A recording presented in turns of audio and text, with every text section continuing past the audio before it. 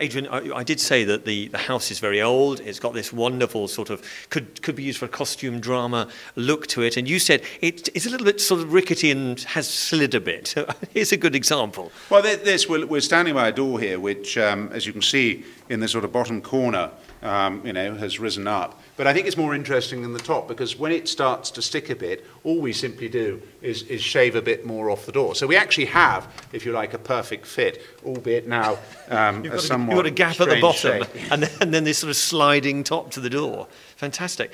What about the rest of the house? Well, then as we go through the rest of the house, we'll see down these corridors, we'll get a sense that it's all tilting to the back of the house. What we'll do is we'll pop upstairs and I'll show you in more detail. Okay. It's the age of this house, Adrian, which tells a bit of the story of Taylor's. And you mentioned how long it takes to make some ports, and of course how long you've been here. And this house, with its sort of rickety feel, it's kind of part of that, isn't it?